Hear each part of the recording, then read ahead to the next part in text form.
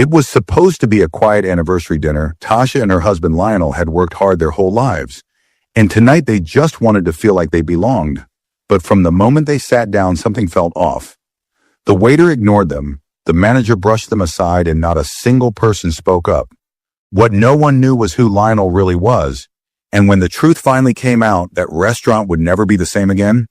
Stay with this video, because what this couple faces next will leave you stunned. And the truth, it was sitting in that restaurant the entire time waiting to be seen. Before we start the story, comment below where in the world you're watching from today, and if you like stories like this, don't forget to subscribe and turn on the bell icon so you never miss a new one. Tasha Benson stepped out of the car first, smoothing down the front of her blouse while her husband Lionel locked the doors behind her. The restaurant sat on a quiet downtown corner. Warm lights in the windows, a polished black awning stretched over the front door. It was their 20th anniversary, and though they didn't care much for fancy places, Lionel had made the reservation a week ago after reading a few solid reviews online. It had only reopened a month earlier after a long remodel. Tasha had been curious to see what they did with the space. She reached for Lionel's hand. As they walked up the short steps, his grip was steady. Calm always was.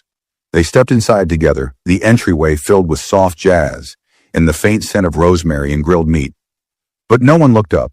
A young couple stood ahead of them, both white early 20s dressed in jeans and sneakers. The host behind the stand smiled and waved them over right away, flipping a few pages in the book and guiding them inside. Another staff member in a white apron passed right by Tasha and Lionel without a glance. They waited, then waited some more. 2 minutes. 5. Lionel stepped forward and cleared his throat gently. Still nothing. The host had returned, but now he was talking to a man in a blazer by the bar, laughing over something on his phone. Tasha's smile faded a little. She tilted her head. "Should we go ask?" she said softly. Lionel nodded once and walked forward. "Excuse me," he said, voice low but polite. "We have a reservation under Benson." The host barely looked up before he could even check the list. A waiter with close-cropped blonde hair stepped forward from the side and blocked their view of the stand. His name tag read Chet. He glanced over them quickly, then said, "We're not seating walk-ins tonight." Lionel blinked. "We're not walk-ins? We booked it last week." Chet raised an eyebrow, unimpressed. "Got proof of that?" Lionel pulled out his phone, tapped the app, and held it up. The reservation glowed on the screen, 7:30 p.m. L. Benson window table. Chet barely glanced at it before letting out a short laugh. "We've had a lot of fake confirmations this week. You can wait over by the bar, I guess, but no promises." He didn't lower his voice. Two older women at a nearby table turned to look. Tasha felt heat rise to her cheeks but stayed quiet. She reached for Lionel's arm. He looked at her, gave a slight nod, and they stepped aside together. They stood near the bar, ignored, while another group walked in behind them this time. Two young men in business jackets, and were immediately shown to a table by the window. Tasha said nothing, but her eyes spoke volumes. Lionel reached into his pocket and slipped his phone back in jaw, tightening just slightly. Chet never looked back. They stood quietly near the bar, close enough to smell the citrus peel lining someone's half-finished drink. A cold breeze slipped in every time the door opened behind them. Tasha crossed her arms, then let them fall. Her heels ached. Lionel leaned against the wall, watching the host laugh again with the bartender as if nothing had happened. 10 minutes passed, then 15.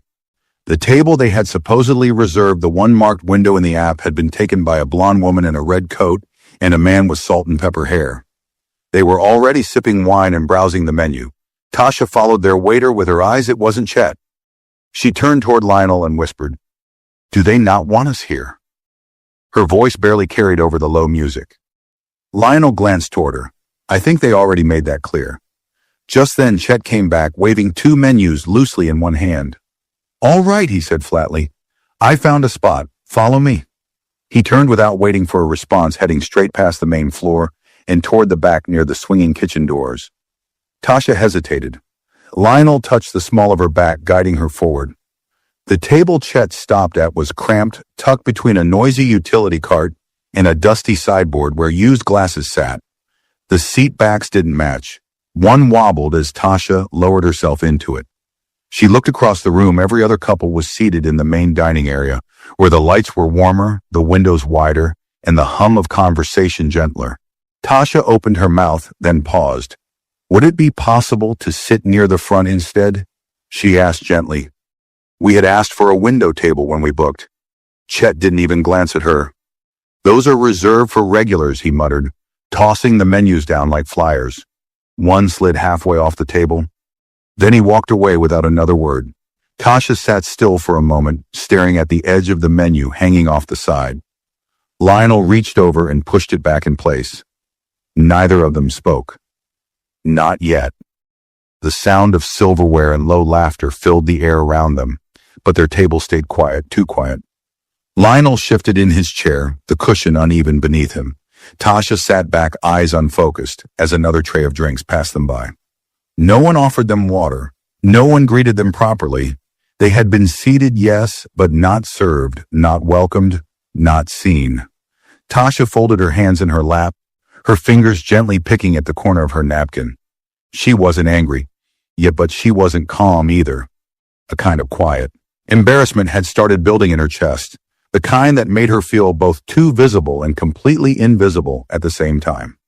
The kind that crept into her shoulders and made her feel smaller in her own clothes. Across from her, Lionel stayed still. His menu lay untouched. He wasn't looking around like she was. He wasn't fidgeting or sighing. But his jaw was locked and she could see the small muscle twitching near his temple. That was enough to tell her how he felt. The waiter Chet passed by them twice, carrying drinks to other tables. He didn't glance their way. Another couple who had just been seated, this time 2 college-age girls in hoodies, already had tall glasses of iced tea in front of them and were chatting with a waitress who smiled easily. Tasha watched the girl laugh as she refilled their water glasses. They hadn't even been there 5 minutes. She leaned toward Lionel, her voice low. He's not coming back. Lionel looked at her, then down at his watch. It's been over 20 minutes. Tasha's throat tightened. Do you want to leave? Lionel looked past her toward the front of the restaurant, where a soft buzz of laughter and forks scraping against plates created a rhythm that seemed completely removed from their side of the room. Not yet, he said. Not like this. Tasha looked at him carefully. There was a tone in his voice she hadn't heard all night. Not frustration, not defeat. Something colder, quieter. Like he had already made a decision but wasn't ready to say it yet. Another few minutes passed, still no service. A waiter in a dark green apron brushed past their table and nearly bumped into Tasha's chair. He didn't apologize. Didn't even acknowledge her. She blinked hard, willing herself not to tear up. Not in here, not over this.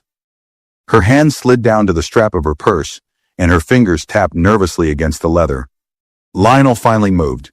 He leaned back in his chair and pulled his phone from his coat pocket. No dramatic movements, no anger in his face, just calm precision. He tapped the screen a few times and typed a message Tasha watched, but didn't ask. She knew her husband well enough to recognize the shift. He slipped the phone back in and looked at her. You okay? He asked. She nodded, but her voice cracked just slightly. I just wanted tonight to feel special. He reached across the table and placed his hand over hers. It still can, he said softly. But they both knew it wouldn't, not like this. Not unless something changed. Behind them, the kitchen door swung open again, letting out a burst of clattering pans and a short barked command in a man's voice.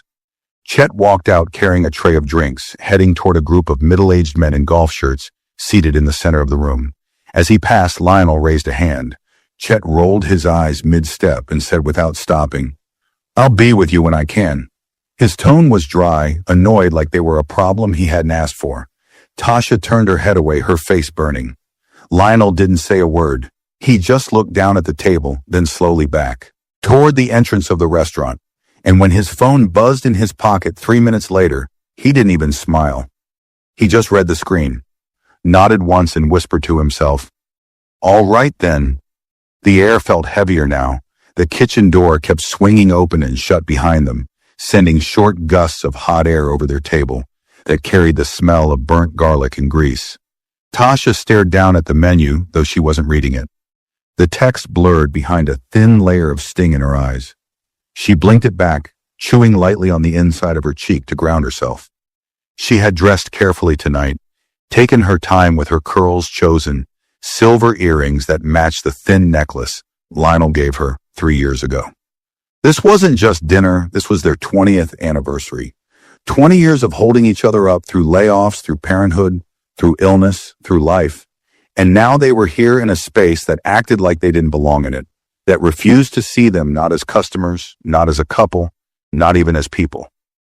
A small laugh broke out across the room. The hostess had just taken a group of 4 young adults to the center of the floor, a booth that had been empty when Tasha and Lionel arrived. One of them looked over his shoulder and locked eyes with Tasha for half a second. He looked away just as quickly. She didn't know what made her angrier, the blatant disregard from the staff or the silence from everyone else who had clearly seen it. There was a kind of social fog in this place, the kind where people knew something wasn't right, but no one wanted to be the one to break the mood by saying so they all looked away, or worse, pretended they hadn't noticed at all. She leaned forward, her voice almost too low to hear. "Lionel, are we really staying?" He looked up from his phone. "You want to leave?"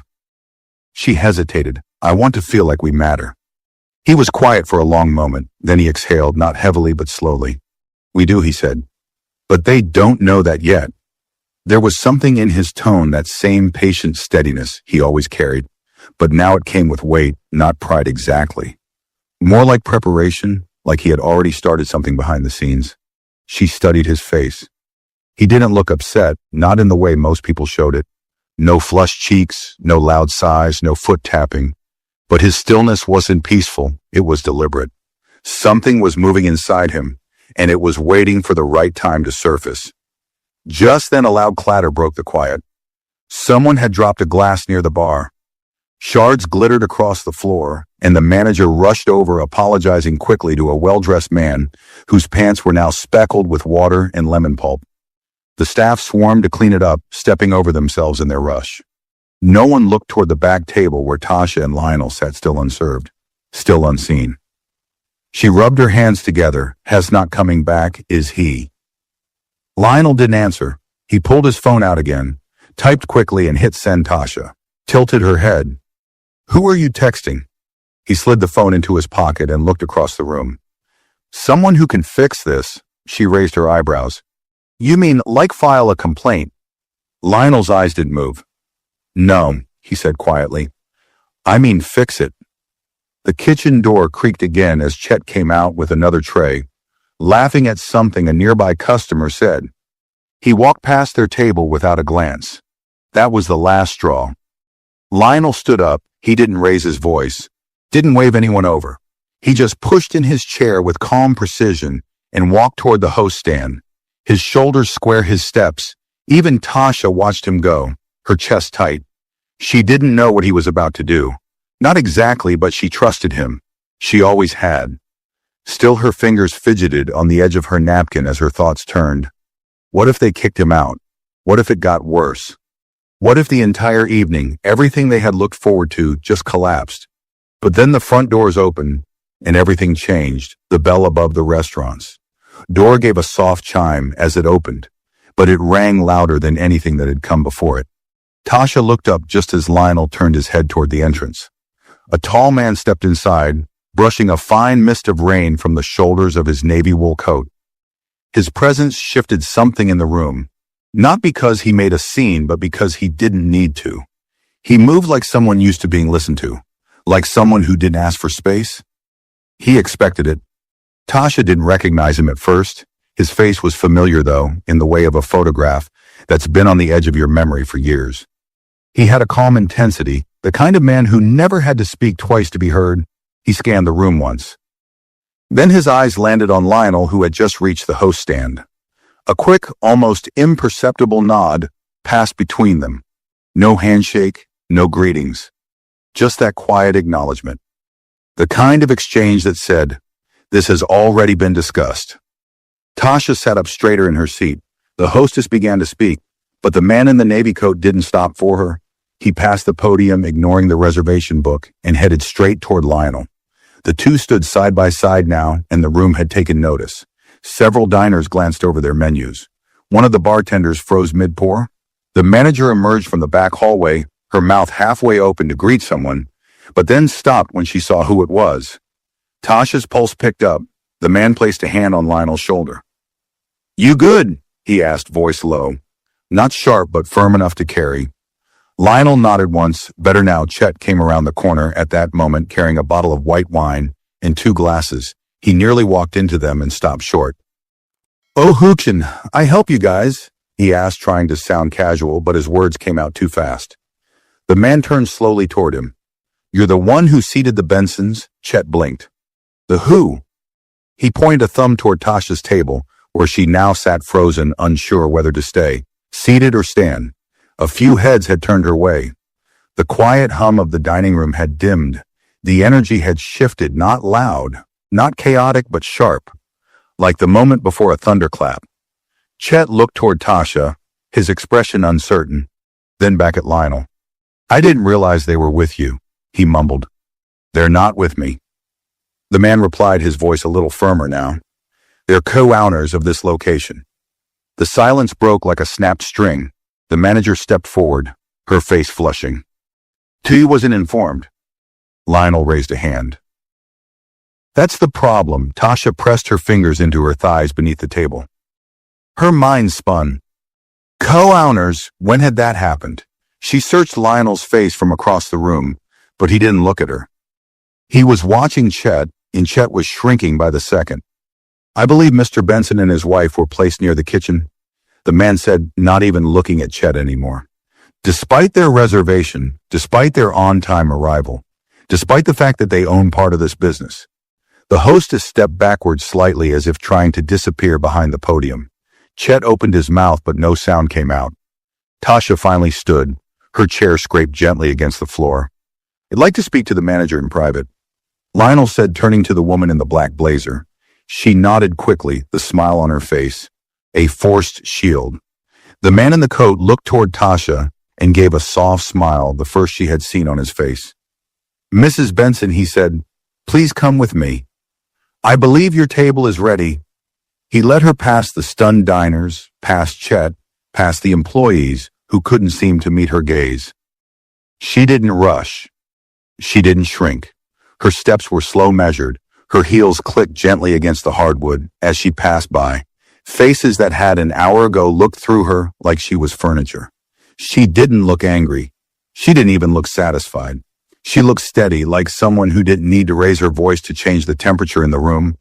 And just before she reached the new table, the one at the front with white linens and fresh-cut flowers, she passed Lionel as he followed the manager into the hallway. He gave her a look that said everything. Now they know the table was flawless. A polished walnut surface, soft overhead, lighting in a large window that opened to the quiet rainy street outside. Tasha eased into the high-backed chair, feeling the subtle cushion give beneath her. A single flickering candle sat in the center, its glow reflected in her glass of water, which had already been poured by a sharply dressed server who now stood silently nearby. She didn't touch anything yet. Not the menu, not the napkin, not even the water. Her hands rested in her lap and she stared through the glass at the sidewalk beyond, where the rain had begun to fall heavier. Streetlights shimmered across wet pavement. Everything outside looked soft and slow, peaceful even, but inside her body buzzed with everything that had gone unsaid. She still hadn't fully processed what had happened. Co-owners. She looked over her shoulder toward the back hallway where Lionel had disappeared with the manager. He hadn't told her about any investment, not even a hint. And Lionel wasn't the type to keep things from her, not out of secrecy at least, but he was the type to stay quiet until something mattered, until it made a point. And this made a point. The server cleared his throat gently. "May I offer you a drink?" "Mom, something to start." Tasha turned slowly. His voice was soft, careful, respectful, the complete opposite of Chet's earlier tone. She considered for a moment, then nodded once. "Sparkling water with lemon." "Yes, ma'am." He disappeared, steps soundless. Her fingers tapped once against the table. She wasn't sure how she felt. She wasn't angry anymore. Not exactly. The shock had begun to settle, and beneath it something quieter was building. Not revenge, not even pride, just understanding. They hadn't treated her badly because they knew who she was. They had treated her badly because they didn't. Because when she and Lionel walked in, dressed like any other couple, quiet, reserved, they were easy to overlook, easy to dismiss. Not flashy, not loud, not obviously important, and that apparently made them targets for casual disrespect. The kind people don't even recognize as cruelty, the kind they disguise as policy or procedure, the kind that eats at you slowly while everyone else just continues sipping their wine. She reached into her bag and pulled out her phone, scrolling past messages and news alerts until she found her thread with Lionel. She stared at it for a second, then typed, "So we're owners now." She hit send and waited. No answer yet, probably still in the back. The server returned, placing the tall glass on a small coaster, and bowed his head slightly before stepping away. She picked it up, sipped once, and let the bubbles settle on her tongue. The lemon was fresh, the water cold. Everything about this table screamed luxury, and yet part of her couldn't enjoy it fully. Not with the weight of what had just happened still pressing down on her chest. Because even though they were sitting in the same room now, she and everyone else in that restaurant had not had the same experience. She had earned this table through humiliation. Not through reservation. She had arrived here only after being broken down and rebuilt in front of strangers. She wondered how many people in the room were watching her now. Wondering if she was the reason the floor had shifted. Wondering why the kitchen had gone quiet. Why Chet hadn't come back out. She didn't care. Not anymore. Her phone buzzed. "Lionel, I bought in 6 weeks ago. I wanted to surprise you tonight. Didn't expect it to turn into this." Another message came through before she could respond. "You still okay?" She stared at the words for a long time, and then her fingers moved slowly across the screen. "I'm okay, but I want them to know why it wasn't okay." She put the phone down from her seat. She could just make out the back hallway where Lionel's silhouette was. Now returning, he walked with quiet control, not rushed, not heated. The manager followed behind him, face flushed shoulders, tight eyes darting. She wasn't leading anymore. She was following. Lionel reached the table and pulled out his chair. "They've issued a formal apology," he said as he sat. "To both of us privately and soon to be publicly." Tasha tilted her head, studying him. "And Chet gone for the night," Lionel said. "Maybe longer. That'll be up to the board." She nodded once, then picked up her menu and held it in both hands. "You should have told me." Lionel looked at her, his voice soft. "I wanted tonight to be about us. I didn't think it would have to be about all this." She didn't answer. Not right away. Then she folded the menu closed and placed it on the table. "Well," she said quietly, "it still is." And beneath the candlelight, her hand found his, strong, steady, unshaken. Just like it had for the last 20 years. Their hands stayed clasped across the table longer than either of them realized. No words passed between them for a while, and there was no need. Lionel's thumb moved slowly across Tasha's knuckles, and she let her eyes rest on that simple motion, anchoring herself in it. There was something steadying about his touch, always had been. When she was overwhelmed, when she was uncertain, when she wanted to scream but chose not to, he knew how to ground her without saying a word. But inside her, something still stirred. It wasn't rage. It wasn't even embarrassment anymore. It was exhaustion. The kind that didn't come from work or lack of sleep, but from being reminded over and over that no matter how well you dress, how calmly you speak, how quietly you carry yourself, someone will still look at you and decide you don't belong. All because you don't fit their idea of who deserves to be seen. The restaurant around them had resumed its soft rhythm. Forks clinked, wine glasses chimed, but it wasn't the same as before. Something subtle had shifted. Conversations were quieter, glances were sharper. People were watching, pretending not to, but failing. A woman 2 tables away had barely touched her plate. A man at the bar kept turning on his stool every few minutes, his brow furrowed as if trying to put the pieces together. Who were these people? Why had the energy changed? And most of all, what did they miss? Tasha noticed it all. Noticed the discomfort, the curiosity, the sudden self-awareness of people who had sat silently while she and Lionel were dismissed. She wasn't angry with them. Not really, but she felt something in her chest. A slow ache, like disappointment, hardened into armor. She looked at Lionel again. He was sipping from a glass of sparkling water, his eyes scanning the room, not urgently, just observing. "I don't want to be the story," she said quietly. He looked at her. "You're not." She gave a small, tired laugh. "I kind of am." Lionel leaned forward, resting his elbows gently on the edge of the table. "Maybe, but only because they wrote the wrong one. And now it's getting corrected." Tasha shook her head, smiling faintly. "You always sound like you rehearsed that." He shrugged, his eyes soft. "I've had practice." A new waiter approached this one, older, more seasoned, wearing a black vest and a silver tie. His hands were steady as he placed 2 fresh menus down, even though they already had some. It was a silent gesture, a way of saying, "You deserve a clean start." He bowed his head slightly. "Mr. and Mrs. Benson," he said with quiet respect, "we'd be honored to serve you tonight.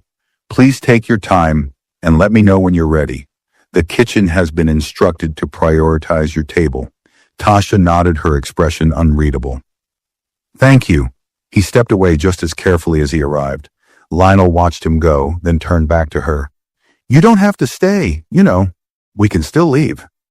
She considered that, the idea of walking out, of leaving behind the memory of that back table near the kitchen, of rejecting all of it, it had a certain appeal. But so did staying. Sitting tall in the space they had earned, not through wealth or status, but through dignity, through grace under pressure, through not folding. "No," she said finally, "am not giving them the easy way out." She unfolded her napkin, placed it on her lap, and picked up her glass. "Let them watch. Let them see how wrong they were." Lionel gave a small nod, not of approval, but of understanding. He lifted his own glass, and for a brief moment, they clinked together. Not for celebration, but acknowledgement. Then from the hallway near the kitchen, there was movement. Chet stepped back into the dining room. He wasn't in uniform anymore, just a wrinkled gray undershirt and black slacks. His apron was gone, his face was flushed, jaw tight, mouth drawn into something between defiance and shame. He didn't walk toward any table. He didn't carry a tray.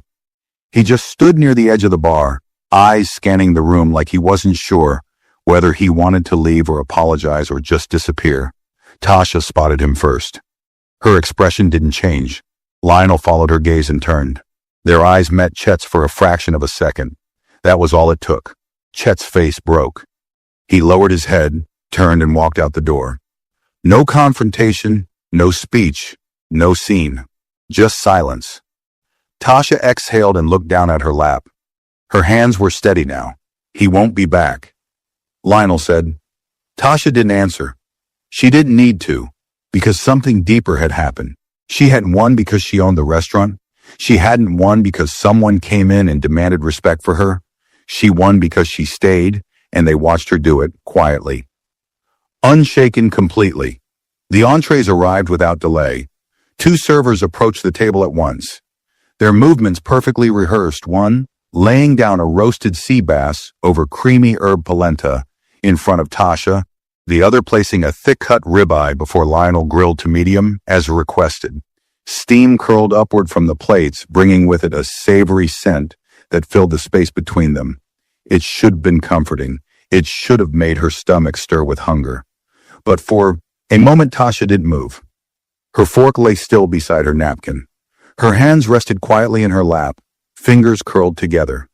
The fish looked beautiful, seared skin, crisp and golden, draped gently over a bed of soft green-flecked mash. Someone had taken great care preparing it, and yet she couldn't shake the strange tightness lingering in her chest. She watched Lionel as he cut into his steak with the same quiet precision he brought to everything. No hesitation, no show, just calm. But she noticed the slight pause in his movement, the way he looked up after his first bite, checking her face before swallowing. Not in concern, in connection, making sure she was still with him in this moment, not lost in whatever had built up inside her over the last hour. She picked up her fork and took a small bite. The flavors were perfect, delicate, warm, just the right amount of lemon on the fish. But they didn't land the way they should have. Not yet. It was hard to taste joy when your dignity had been a battle. She chewed slowly, then took another sip of water. The glass trembled slightly as she set it down. She glanced at Lionel, hesitated, then finally said it out loud. "I feel guilty." He didn't look surprised. He simply set his fork down, wiped the corners of his mouth, and said gently, "Why?" Tasha kept her eyes on her plate. "Because we're sitting here getting treated like royalty. And everyone else, the people who just watched it happen, they'll go home tonight and forget. Forget what it meant. Forget how it felt to sit there and be ignored. They'll remember a scene, an awkward night, a weird shift in energy, but not us. Not what we felt." Lionel let the silence settle before answering. "They might forget," he said, "but you won't, and neither will I." She nodded slowly, absorbing the truth of that. He continued, "It's not your job to teach them anything. It's not your job to fix what they chose not to see. You showed up, you were decent, and they made a choice. That's on them." Tasha pressed her lips together. "I know it's not the first time," he gave a sad smile. "No, and it won't be the last." She looked out the window again, where the street was now darker, headlights from passing cars streaking over the glass. She could see the reflection of the dining room in the pane, the outline of diners chatting, the faint movements of forks rising and falling, the subtle glances that still came their way, though less frequently now. It wasn't scrutiny anymore, just awareness, an uncomfortable one. "Do you think they felt bad?" she asked. Lionel followed her gaze. "Some did, and the rest—" He sipped his water and set the glass down carefully. "The rest just felt seen, and they didn't like it." Tasha laughed softly under her breath. Not out of humor, but out of recognition. That was exactly it. People like stories where justice came wrapped in a bow. Quick, clean, dramatic. But when justice showed up quiet with polite hands and a tired smile, it made people shift in their seats.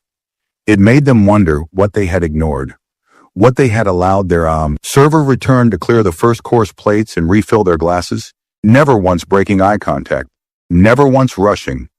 The care was evident now, real, not performative. But Tasha could still feel that invisible question hanging in the room. What do you do when you realize you've been complicit? You avoid, you overcompensate, or you stay quiet and hope the memory fades. But for Tasha, this one wouldn't fade. It would stay, as all of them did. Quietly folded into her memory, not as bitterness, but as armor. Because it wasn't just about being denied service. It was about being denied value, denied existence. And the thing that hurt most was knowing that if Lionel had had a financial stake, they would have walked out that door and nothing would have changed. She looked at him now across the flickering candlelight and saw the man who had sat beside her in silence, who had held back his fire long enough to let the truth speak for itself, who didn't need to shout to be heard, and who had waited patiently to pull the lever when it mattered. He met her gaze, his face unreadable, but his eyes filled with something steady and unwavering. "This is yours too," he said. She tilted her head. "This space, this table, this respect, it's not just mine. You earned it, Tash. You always have." A tightness bloomed in her throat, the kind that only loosened when someone saw you fully and told you they saw you. She blinked once, swallowed and nodded.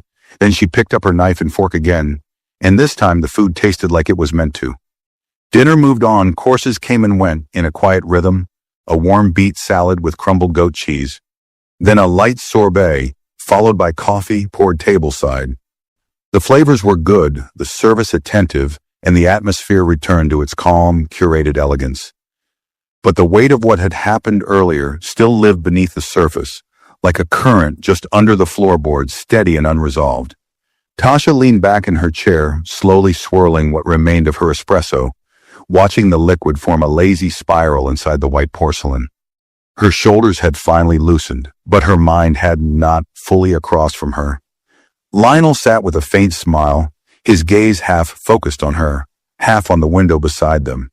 The rain had stopped, and the city outside glowed under streetlights and reflections. It should have felt peaceful. A perfect end to an evening meant to celebrate 20 years together.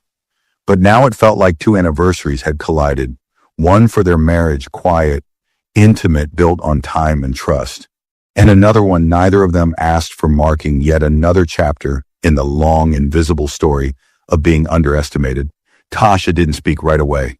When she finally did, it was barely above a whisper. Do you ever get tired of being reminded? Lionel looked at her eyebrows low. Reminded of what? That we have to earn basic decency. She said, her voice steady, but her fingers fidgeting with the edge of the coaster. That we walk into a place like this and have to prove we belong, that being good, polite, prepared. None of it matters until someone realizes you own part of the building. Lionel sighed long and slow. Yeah, he said, I do. His honesty made her chest ache. Every time I shake a hand and I see that flicker of surprise. Every time someone calls me sir a little too late. Every time someone hears my name on email and meets my skin in person. He paused. I get tired, but I don't get quiet. That last line landed like a stone in her stomach. Tasha nodded slowly, lips pressing together. She looked down at her hands, remembering how they trembled earlier when she sat alone at the back table near the kitchen. How hard it had been to hold her composure when all she really wanted to do was leave. To vanish, to not be there for that moment at all. But now she was still here. And not just here, but present seen. Even if it had taken power to make them look. She set down her cup. I didn't think I needed to be reminded tonight, she said. Not on a night like this. Lionel didn't offer a solution. He just nodded slowly. They shouldn't have made you feel small, he said. They didn't, she replied. Not really. They made themselves small. I just had to sit through it. Her voice cracked slightly at the end, and she hated that it did. But Lionel didn't flinch. He simply reached across the table again. Not dramatically, just enough for their fingertips to meet. And then the silence came, not uncomfortable, not loud, but full. Tasha sat with it. Let herself feel it. Let herself be in it. Because she realized something important in that moment. Something she hadn't quite put into words until now. They hadn't come to this restaurant looking for respect. They had come to celebrate each other. But the fact that respect had to be forced into the room, that it had to be earned, even when it was owed, that was what stung the most. Still, they hadn't left. They had stayed. They had been still, and they had waited, and eventually the room caught up to them. The check was brought over without prompt in a leather folio with a small gold logo pressed into the corner. But instead of placing it between them, the server carefully leaned toward Lionel and whispered, Mr. Carter has asked that this evening be taken care of in full with his personal thanks. Lionel didn't even glance at the receipt. He simply nodded once and passed it back. No, he said softly. Well, cover it. The waiter blinked. Sir, are you? Lionel looked up, calm, steady. If I don't pay tonight, it becomes charity. I'd rather it just be dinner. The waiter paused, then nodded in understanding and stepped away. Tasha looked at him, a smile playing faintly at the edge of her lips. You didn't want the free meal? Lionel returned the smile. I wanted the choice. That's the difference. She chuckled, and for the first time that evening, it sounded light, real, like the weight was finally beginning to lift. They stood from the table together. Lionel helped her with her coat, slow, careful, the same way he had since their very first date. And as they turned toward them on the front of the restaurant, a hush followed their steps again. Not fearful, not awkward, but watchful. They passed table after table of people who had seen a version of themselves reflected tonight. People who maybe hadn't said anything earlier, who maybe hadn't done anything wrong but had also not done anything right. And now they had to sit in that silence, the same way Tasha had once sat in hers. And just before stepping through the front door, Tasha paused and turned her head. Chet was gone. The manager was nowhere in sight. But the hostess, the same one who had greeted the others before them, stood with her hands folded neatly in front of her. Her face was pale, eyes focused downward. But when she looked up and met Tasha's eyes, something shifted, a tiny nod. Small, barely there. But it wasn't enough. Tasha didn't smile back. She didn't nod in return. She simply turned and walked through the door, her husband beside her. And this time, when the bell above the door chimed, it didn't sound sharp or lonely. It sounded like closure. The night air wrapped around them like a quiet answer, cool, damp, and still smelling faintly of asphalt and jasmine from the planter boxes that lined the sidewalk. A light breeze lifted the edges of Tasha's coat as she and Lionel stepped away from the restaurants, glow, their heels and soles clicking gently on the wet pavement. Behind them, the windows still shimmered warm and golden, a place where laughter and clinking glasses continued without them. But it no longer mattered. That space had already become a memory, one that would stay whether they wanted it to or not. Tasha slipped her arm through Lionel's as they walked. She didn't say anything for the first few steps. Her heart had slowed now. Her thoughts had not. She looked up at the sky. No stars, just a silver blur of clouds stretching across the city skyline. Everything above felt heavier than usual, or maybe that was just inside her. It was hard to tell the difference sometimes. Lionel adjusted his pace to match hers, silent, steady, always her anchor. He knew without needing to ask that she was still turning it over in her mind, still sorting through the parts of the night that hadn't fit, the parts that had stuck, the parts that shouldn't have been part of their story in the first place. She exhaled slowly. "It's strange," she said, finally breaking the quiet. "What is feeling proud and exhausted at the same time?" He gave a small nod but didn't answer. "I didn't do anything dramatic." She continued, her voice just above a whisper. "I didn't stand up or cause a scene or demand anything. And yet my body feels like it just walked through a storm because it did." Lionel said, "You just held your umbrella tighter than most." That made her smile, not because it was clever, but because it was true. And hearing it come from him in that calm, matter-of-fact way, he had helped something inside her settle. They walked a little farther, passing quiet storefronts, the glass dark and the doors locked. The city felt emptied of noise now, as if the world had paused to let them decompress. Only the hush of tires over wet roads echoed around them. "I kept thinking," Tasha said slowly, "about how close we came to just walking out. I know, and if we'd left and never said anything, they would have told themselves a different story. One where we were the problem, or one where nothing happened at all." "They still might," Lionel replied. "Some people will always rewrite things to feel better. But we didn't leave," she said, firmer now. "No," he agreed, "we didn't." She looked at him, eyes serious. "And you planned all of this?" He paused. "Not this exactly. I planned dinner. A surprise I wanted to tell you after dessert, thought it might make you laugh. By the way, you now own part of this overpriced risotto." She let out a soft, genuine laugh at that. "But I didn't plan the rest," he added, his voice quieter now. "Didn't plan for you to be humiliated. Didn't plan to have to use the ownership card just to get us treated like people." Tasha reached up and touched his arm. "But you didn't use it right away." "No," he said, "because I wanted to see what they'd do first." She nodded slowly, her thumb brushing against his coat. "I think that's what stayed with me the most. You watched it happen, you let it play out." He met her eyes, "Not because I liked it, because I needed to know how they'd act when they thought we were powerless. And I learned everything I needed." That answer landed deep in her chest, sharp, clean, honest. It made her think of all the times she had swallowed her own discomfort to keep a situation smooth, all the times she'd let things go to avoid being labeled difficult or sensitive. But tonight had been different. Tonight they had just been witnesses to quiet disrespect. They had forced the room to see them, really see them, without ever raising their voices. She stopped walking and looked out across the parking lot ahead, where their car sat under the dim light of a street lamp. "Do you think people like Chet ever change?" she asked. Lionel followed her gaze, then looked back at her. "Some do, and the rest.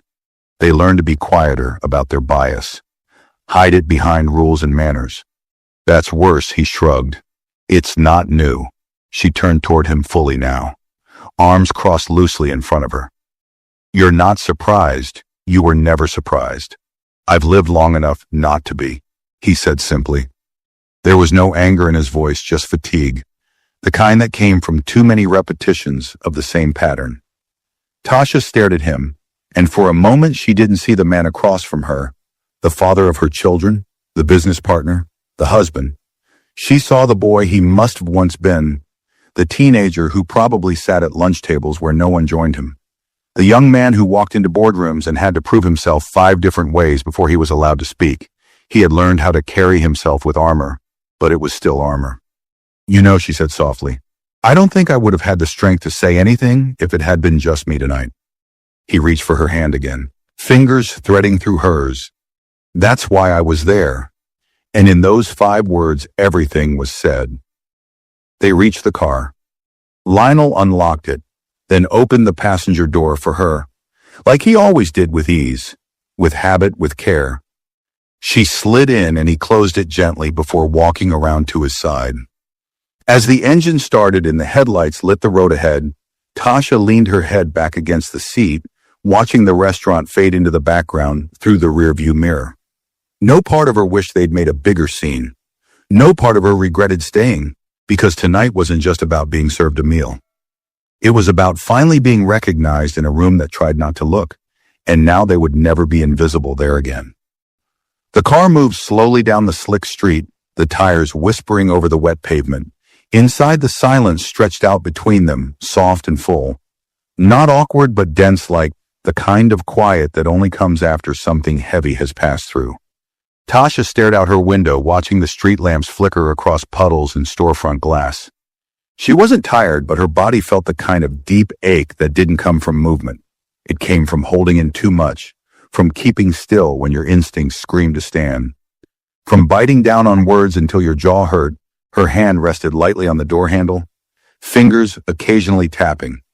She wasn't aware she was doing it. Lionel drove with one hand on the wheel, the other resting on the center console. His posture was relaxed, but his eyes were sharp, steady, focused not just on the road, but on her. The way she hadn't moved much, the way she kept glancing back at the restaurant until it was out of view. "You okay?" he asked. She didn't answer right away. "I don't know," she finally said. "It's like my body is home, but my mind's still in that room." He nodded, his eyes never leaving the road. "That makes sense." Tasha looked down at her lap. "I didn't expect it to feel so personal." It was personal, but they didn't know who we were. They didn't know anything about us. They didn't need to, Lionel said quietly. "That's the part that hurts most." She sat with that truth for a while, because it wasn't just about the table, or the tone, or even the waiter. It was about the fact that she could have been anyone, that the moment wasn't unique, that there were likely dozens, maybe hundreds of stories just like theirs unfolding in other places, on other nights, in other corners of the world, without the part where someone walks in and says, "Actually, they own this place." She folded her arms and rested them in her lap. "Do you ever think about what it would have been like if we didn't have power?" Lionel looked at her just for a second. "I think about that all the time, and I think we've lived it. Most of our lives, this was just one time we had leverage." She turned toward him, really studying his face now. The slight crease between his brows, the quiet pull of his mouth. He wasn't angry, not anymore. But something in his voice sounded older than usual, worn. "You carried that with you the whole night, didn't you?" she asked. "What, the knowledge? The fact that you could have ended it whenever you wanted?" Lionel exhaled through his nose, slow and measured. "Yeah, then why didn't you?" His grip tightened slightly on the steering wheel. "Not enough to show tension, just enough to show care. Because I needed you to see what they would do when they thought we had no voice," he said. "And I needed them to show themselves first." Tasha looked away again, out at the quiet houses and dark trees. "I hate that," she whispered. "I hate that we have to think that way. That you have to hold back just to let people reveal how low they're willing to go. I know I hate that being right feels like a burden sometimes." He didn't say anything. He didn't have to. The car turned onto a narrower street, their neighborhood, familiar porches, dim porch, lights, flower pots sagging in the rain. It should have felt like exhale, but something in her chest was still tight. "I wanted to cry when we got there," she said suddenly, voice shaking. Lionel glanced over. "I held it in." She continued, "Because I didn't want them to think I was weak or dramatic or angry. I didn't want to be that woman." He reached over, then resting a hand gently over hers, stopping the restless tapping. "You weren't weak," he said softly. "You were composed, but I didn't feel strong." She admitted, "I felt small. I felt stupid for not walking out. And even now I keep replaying it. What I could have said, what I should have said." "You said enough, just by staying," he interrupted. His words were so firm, so certain that for a moment she couldn't speak. He parked the car in front of their house, engine humming quietly before he turned it off. The headlights swept across their front steps and went dark. The world went quieter. Tasha stared at the house. The porch light was on. The curtains still open, a crack in the front window. Their home hadn't changed, but tonight had shifted something, and she couldn't quite name what it was. Lionel rested back in his seat watching her. "You did something most people wouldn't," he said. "You let yourself be seen, not just by them, but by yourself. You didn't walk away. You didn't explode. You stayed." She closed her eyes. It didn't feel brave. "Bravery doesn't feel like bravery when you're living it," he said. "It just feels like survival." Tears pricked the corners of her eyes then. Not from sadness, not from defeat, but from release. From having someone say the exact words she hadn't known she needed. She reached for him across the console, and he leaned in, resting his forehead against hers. Their eyes closed, the air between them, warm and still. "We didn't just survive that room," she whispered. "We shifted it." "Yes," he said, "we did." They stayed like that for a while. Forehead to forehead, breath to breath, before finally stepping out of the car and into the quiet night. And this time the silence didn't feel like a weight. It felt like peace. The front door clicked shut behind them with a familiar softness. Tasha dropped her keys in the ceramic dish near the entryway, the tiny chime of metal on porcelain echoing briefly in the still house. It was quiet, not the kind of silence that followed a storm, but the kind that made space for reflection. A silence with weight. Lionel slipped off his coat and hung it neatly by the door the way he always did. Tasha watched him for a second before taking off her heels one at a time, wincing slightly as she flexed her sore toes. The moment her feet touched the cool hardwood, a small exhale left her body, the kind that only came from letting your guard down finally fully. She padded into the living room and sat down on the edge of the couch. Lionel followed, loosening his collar as he sat beside her. The lamp in the corner cast a soft glow across the room, spilling warm light across the beige carpet and the framed photos on the wall. Their daughters now grown frozen in smiling childhood poses. One of them in front of the science fair board, the other in a dance costume mid-spin. Tasha looked at the pictures for a long moment. "They don't know what it costs," she murmured. Lionel glanced at her.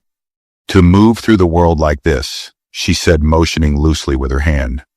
"To smile when you're being dismissed, to act unbothered when you're being watched, to stand still when everything inside you wants to scream."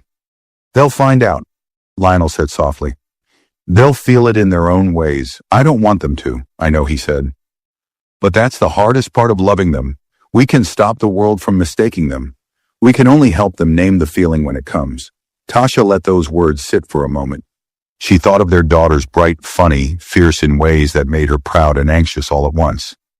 She pictured them sitting at tables like the ones she sat at tonight, being judged before they ordered, being corrected when they hadn't done anything wrong. She leaned back on the couch and rested her head on the cushion, staring at the ceiling. "I used to think dignity came from walking away," she said, "from not lowering yourself to someone else's ignorance." "It can, but tonight it felt different." How she paused, thinking. Tonight dignity felt like staying, like being present for every second of their discomfort, like letting them see me sit there calm and quiet while they folded in on themselves. Lionel nodded. "That's a kind of power they don't teach you about. I didn't know I had it." "You always did," he said. "You just never needed to use it like that." Before she was quiet for a long stretch. The hum of the refrigerator in the kitchen filled the space between them. Somewhere outside a dog barked once, then nothing. Tasha turned toward him, voice lower now. "Do you ever wonder if it's worth it, owning things like that, buying into places that don't really want us there, not until they need our money or our name?" Lionel didn't answer right away. He looked at the fireplace, the darkened frame of it, the mantel still decorated with a few cards from their anniversary, some from friends, one from their daughters, handwritten and taped shut with pink glitter tape. Then he said, "Yes, I wonder all the time."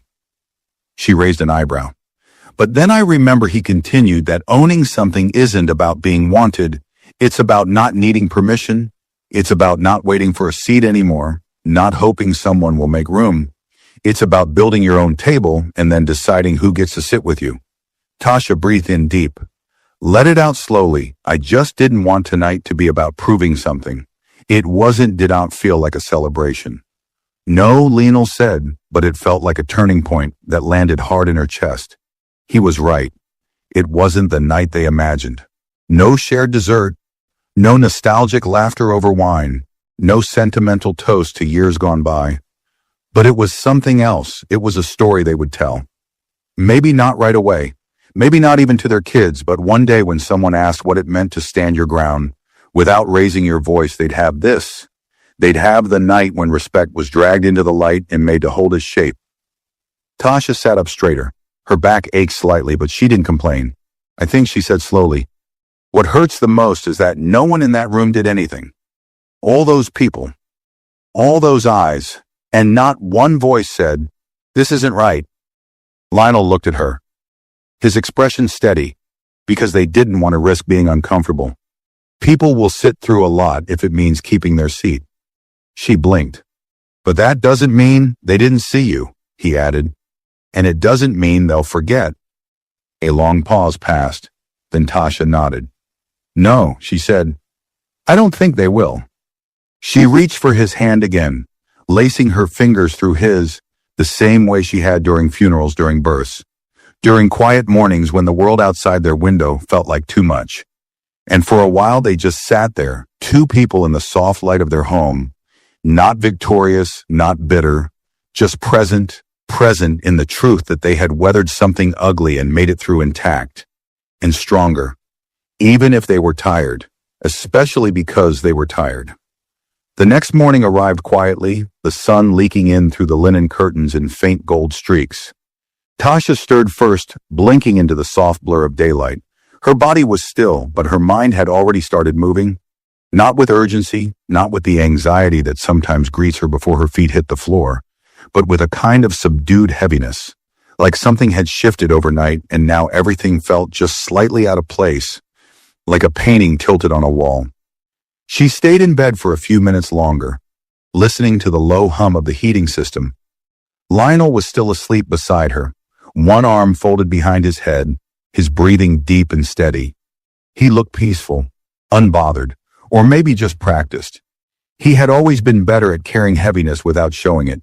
Tasha sat up and ran a hand through her hair. Her body ached faintly, the kind of ache that came from too much emotional tension, packed into a single evening. Her chest still held traces of the tension from last night, even though the worst of it had passed. But beneath it there was something else now. Not pain, not anger. It was reflection. She pulled on her robe and padded into the kitchen barefoot, the tile cool against her feet. The house smelled faintly of coffee. The timer on the pot had done its job. She poured herself a cup and stood by the sink, letting the steam rise into her face as she watched the street outside. It was quiet. Normal, a jogger passed. Hoodie pulled tight earbuds in. A neighbor across the way was walking his dog, leash in one hand, phone in the other. A delivery truck rumbled by slowly, the driver sipping from a thermos. The world outside hadn't changed, and yet Tasha didn't cry. She didn't sigh, she just stood there holding her coffee, absorbing the quiet like it was medicine. Last night's scene kept playing in the background of her mind, the uncomfortable glances, the silence from other diners. The way Chet's voice had shifted from smugness to panic once Lionel revealed who he was. And more than anything, the look on that hostess's face when they left. That faint flicker of guilt, too little too late. She had thought for years that moments like that wouldn't shake her anymore. She'd worked too hard, grown too much. She was past it. But the truth was, every time it happened, every time someone looked past her, or through her, or down at her, it chipped something invisible. Something quiet. Something that didn't bleed but still hurt, and last night had been one more chip. She took a sip of coffee, then leaned against the counter. Her mind drifted to her daughters, to the conversations they hadn't yet had, the warnings she hadn't wanted to give, the stories she'd tucked away because she wanted them to believe the world could be fair. But maybe it was time to be honest. Not cruel, not bitter, just honest. The hallway creaked behind her. Lionel appeared in the doorway, rubbing his eyes, his t-shirt wrinkled from sleep. He looked at her, blinking slowly. "Already up?" he asked, voice hoarse. She nodded, managing a soft smile. "Just thinking." He walked over, pressed a quick kiss to her forehead, and reached for a mug, They stood side by side in the quiet for a few moments, sipping. Then he glanced at her, still sitting with it. Yeah, you want to talk more? She considered it, then nodded. Not about what happened, about what it meant. Lionel leaned against the counter facing her now, coffee cradled in both hands. All right, I used to think that dignity meant being untouched, Tasha said. Like if I didn't let them get to me, then they hadn't won. But last night I realized it's not about being untouched. It's about what you do after they touch you, after they try to shrink you. He nodded, listening. And I didn't shrink, she continued, her voice steadier now. Even when I wanted to, even when everything in me told me to just leave. That's strength, Lionel said. She smiled faintly. No, that's clarity. It's the moment when you realize you're not asking to be accepted anymore. You're demanding to be acknowledged. They were quiet again. Then Lionel reached into the drawer beside them and pulled out a folded envelope, ivory elegant with a handwritten note across the front. Tasha opened after dinner. He handed it to her, her eyebrows raised. You had this last night, he nodded. Didn't feel like the right time anymore. She unfolded it gently. Inside was a card, and inside the card was a simple line in Lionel's handwriting. We've built so much together, a home, a life, a name. They can ignore. I know the world doesn't always treat you the way it should, but I see you, Tasha, always fully, and that's never changed. Underneath, tucked inside the card, was a document, a formal share transfer. 25% of the restaurant's ownership now legally in her name. Her fingers froze on the paper. Her chest went still. You, she began. Lionel shrugged softly. It was always ours. I just made it official. Tasha blinked, the sting behind her eyes catching her off guard. I didn't ask for this, I know, he said. That's why it matters. Her throat tightened. She looked down at the paper again. The signature still fresh, the weight of it sinking in.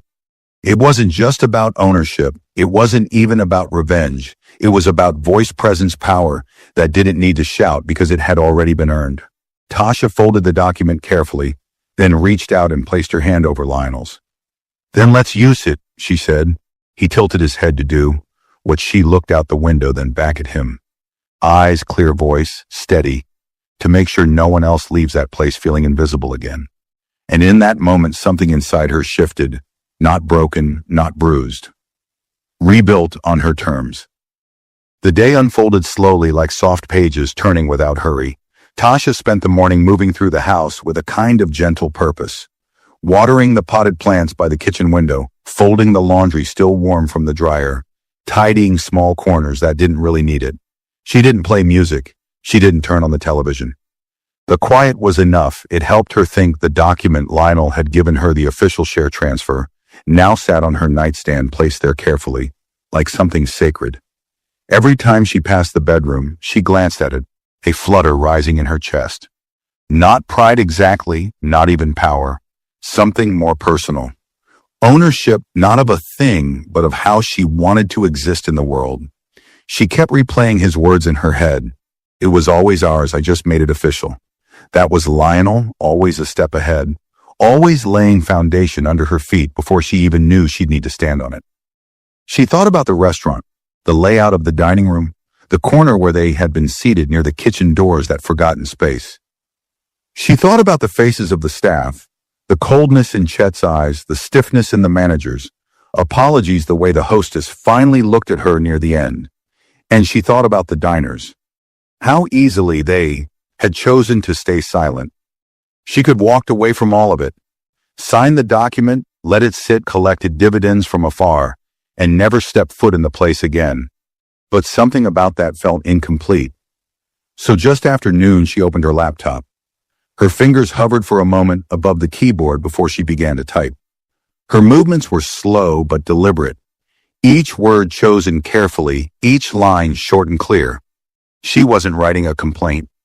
She was writing an instruction, an invitation, a reconstruction. When she finished, she printed 3 copies, folded them, slipped each one into an envelope, and placed them neatly in her bag.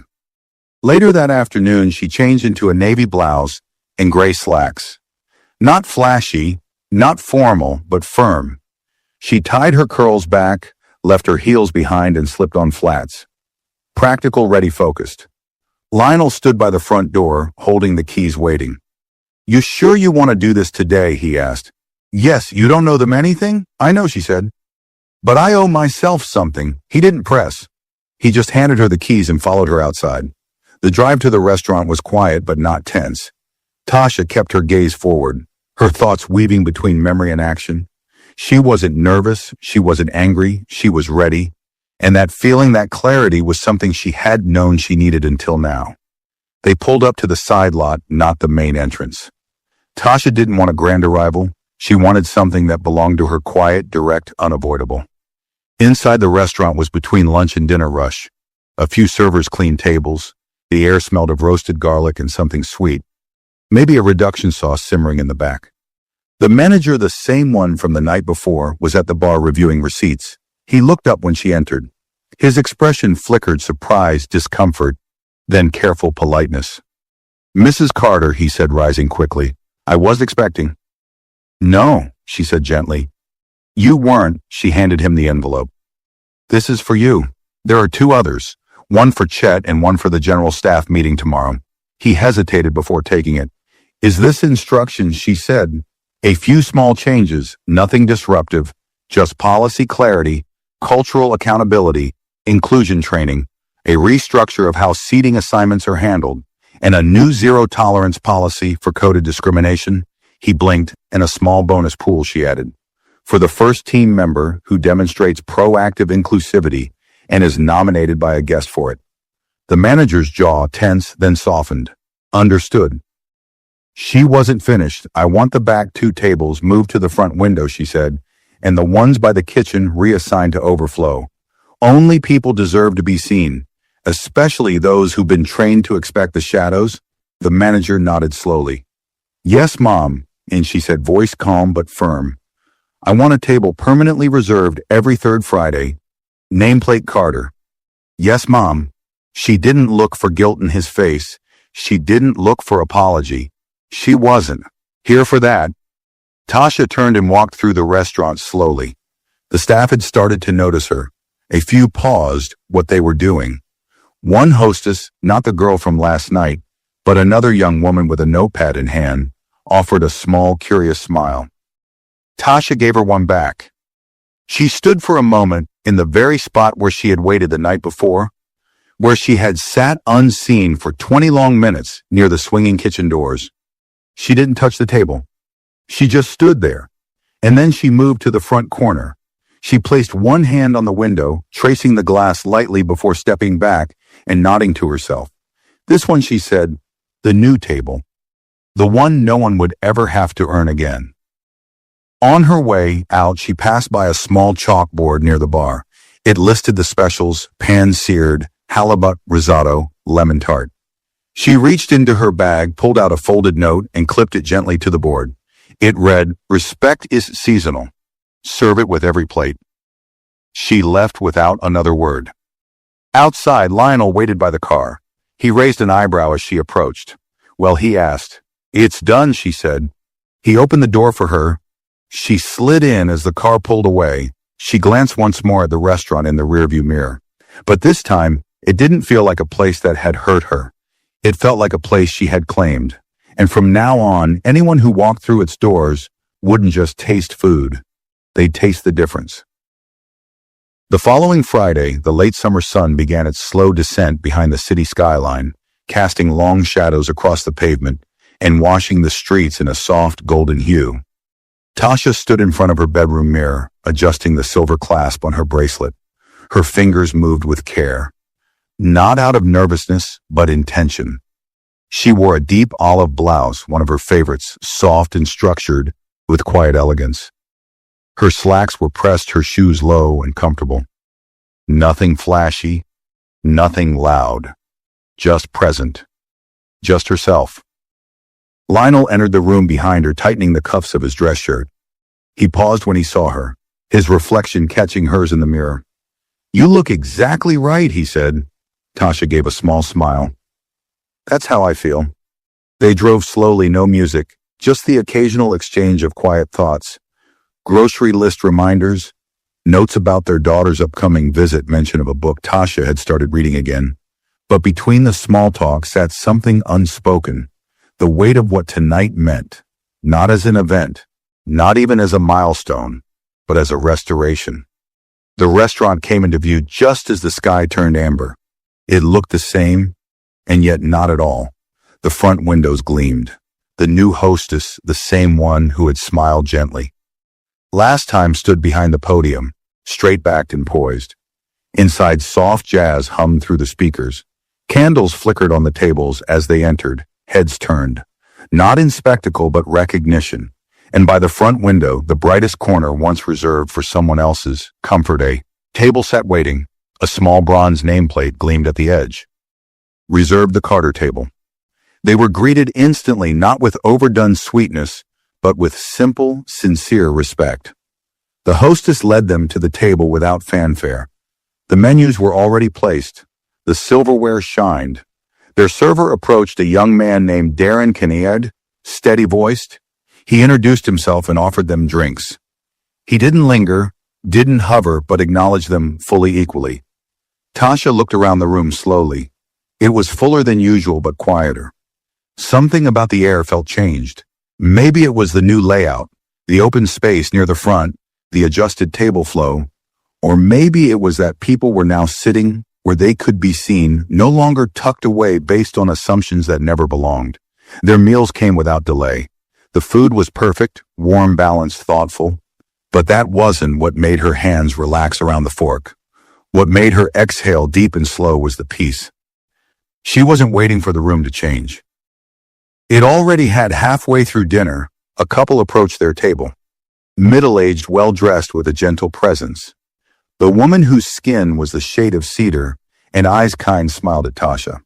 "I hope you don't mind me saying," she began, "but I read about what happened here, and I just wanted to say thank you. Not for the ownership, for the shift. We've been coming here for years. This place, it feels different now in the right way." Tasha stood, slowly shook her hand. "Thank you, that means more than you know." The woman nodded, then added softly, "We never thought we'd see someone like us shape a space like this and do it with grace." Tasha held her gaze. "We didn't ask for grace. We just gave ourselves permission to stay." They exchanged a knowing look, that quiet acknowledgement only shared between those who've carried the same invisible weight, and then the couple returned to their table. Lionel reached for her hand across the table. She took it without hesitation. As dessert came, lemon tart just as she liked it. Tasha let her gaze drift to the window, where the last light of day softened the room. The warmth on her skin wasn't just from the sun anymore. It was from being seen, from taking a moment that was meant to diminish her and turning it into something that would outlast the memory. She thought about her younger self, the girl who once sat quietly at the back of classrooms, who learned to lower her voice so she wouldn't be called too much. The woman who smiled through microaggressions in meetings, who shrank herself just enough to keep a seat at someone else's table. And now she owned the table. Not out of revenge, not out of pride, out of truth, out of choosing again and again not to disappear. As the candles burned lower and the restaurant hummed softly around them, Tasha leaned back in her chair and felt something she hadn't felt in a long time. Not triumph, not power, but peace, earned quiet and completely hers. And in that moment, she didn't need to look ahead or already knew this wasn't just about a table. It was about never asking for a seat again. This wasn't just a story about quiet racism. It was about quiet strength, about standing your ground without ever raising your voice. If this story touched you, please give it a like. Share your thoughts in the comments and don't forget to subscribe to the channel for more real powerful stories like this one.